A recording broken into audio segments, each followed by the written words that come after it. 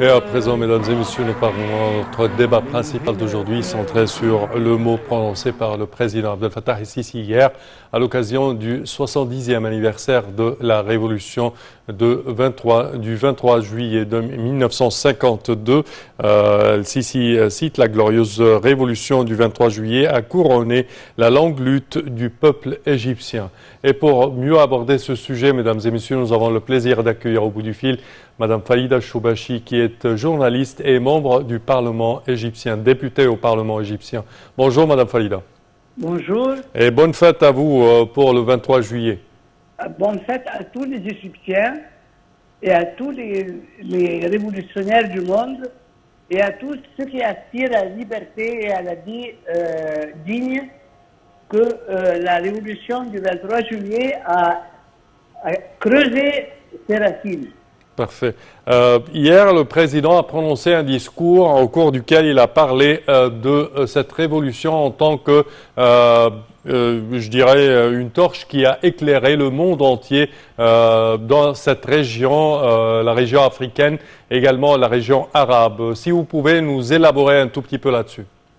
C'est-à-dire que comme nous avons fait la révolution du 23 juillet, l'Égypte est devenue un modèle. Et en même temps, l'Égypte aidait les mouvements de libération dans le monde entier, surtout, avant tout, je veux dire, à priorité dans le monde arabe. Oui. Et nous savons tous combien l'Égypte a aidé l'Algérie à obtenir son indépendance et des pays africains aussi. La preuve, c'est que jusqu'à maintenant, quand le président a été en Serbie, le président de la Serbie lui a dit que vous êtes le bienvenu ici, et je vous dis aussi que la Serbie aime la Serbie. Parce qu'il y a des restes de son œuvre pour l'humanité entière, pas seulement pour l'Égypte. Et ça, c'est ce qui a fait l'honneur et la place particulière de la révolution du 23 juillet. Et je trouve, moi, que la révolution du 30 juin, avec le président Al-Sisi, c'est la suite, c'est un autre épisode de notre révolution du 23 juillet. Parce qu'on était au bord de la ruine, oui, et au bord du déchiquement de notre pays.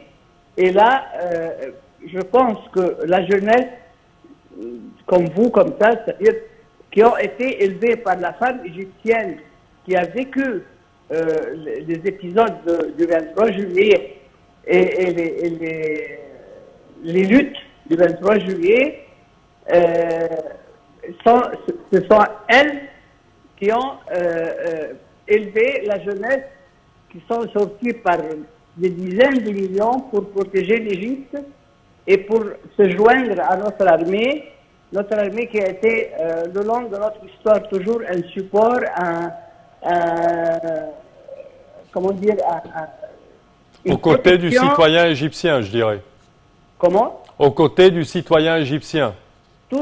Toujours, ça a été comme ça, toujours.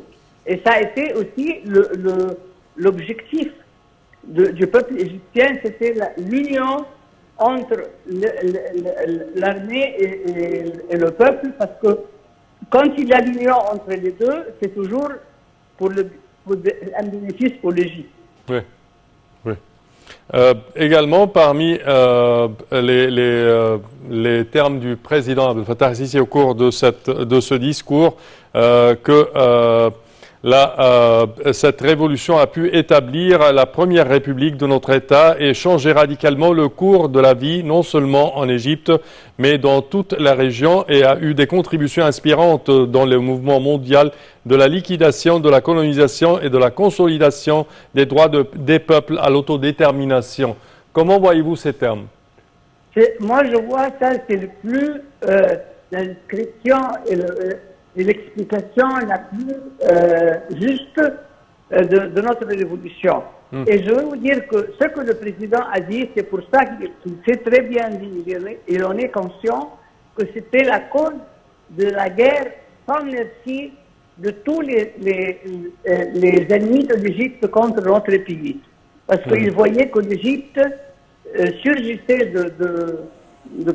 je sais pas, je dirais du siècle d'arriération, de misère, d'ignorance. Et l'Égypte est digne d'être un très grand État comme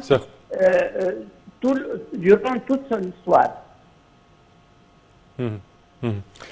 Également, le président de la République a parlé que cette révolution a inspiré la révolution de 2013 et une révolution qui a modernisé et, je dirais, relancé l'économie égyptienne en 2013 avec les circonstances et les conditions qui étaient de cette ère. La révolution de 2013 a vraiment aidé à l'Égypte à surmonter ces crises et endurci, je dirais, l'économie égyptienne pour pouvoir faire face aux défis actuels qui secouent le monde entier depuis à peu près 3 ans. C'est ça, c'est l'inspiration d'une révolution qui a défié le monde méchant. Le 23 juillet, nous savons très bien combien d'agressions on a subi, combien de complots on a fait face. Et là, c'est le 30 juin, c'était le plus grand danger qui menaçait l'Égypte de se déchiqueter. C'est-à-dire, c'était prévu par les ennemis de notre pays diviser l'Égypte en 5 mini-États. Et là, grâce à Dieu, et heureusement, avec la bonne conscience des Égyptiens et la protection de notre armée, très chère au peuple égyptien, durant toute l'histoire, on a pu surmonter et on a pu aussi instaurer maintenant les points essentiels pour sortir l'Égypte de ces crises, comme on a vu pendant 7-8 ans. Les derniers 7-8 ans, nous avons vu ce que le président a réalisé, les acquis réalisés en Égypte, et en plus, l'intérêt très, très, très louable d'assurer une vie digne aux pauvres Égyptiens et de les soigner du virus C. Il y a plein de choses. Et l'instruction, vivre dans au lieu les bidonvilles, vivre dans des conditions meilleures, respectables. Oui, certainement. Voilà. Oui. C'est ça, c'est un président qui sait très bien l'espoir du peuple égyptien. Il est en train de le réaliser et aussi d'aider tous qui en ont besoin, comme a fait la révolution du 23 juillet. Oui.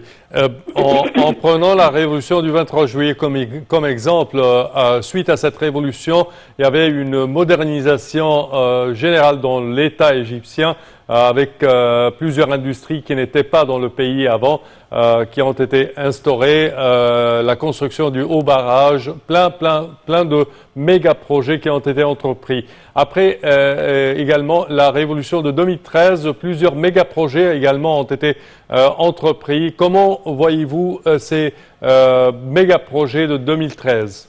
2013, c'est les méga projets de l'avenir et de la prospérité de notre pays et de notre peuple. Ça, c'est très important parce que, regardez par exemple, imaginez qu'il n'y avait pas le haut barrage pendant les années de sécheresse. On serait mort par millions. Et là, maintenant, avec les méga projets comme les stations d'électricité, oui, certainement. Il y a plein de projets qui sont à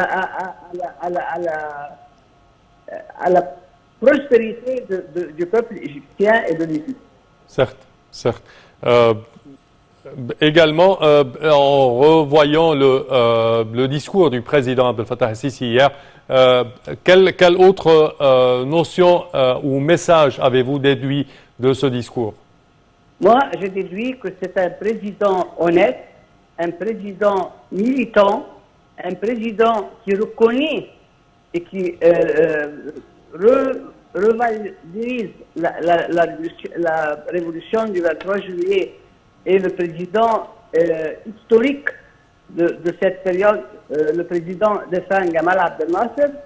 Et ça montre à quel point il est sûr de lui-même et il est sûr qu'il est un Égyptien, comment dire, sans faille, quoi. À plein terme. Oui. Parfait.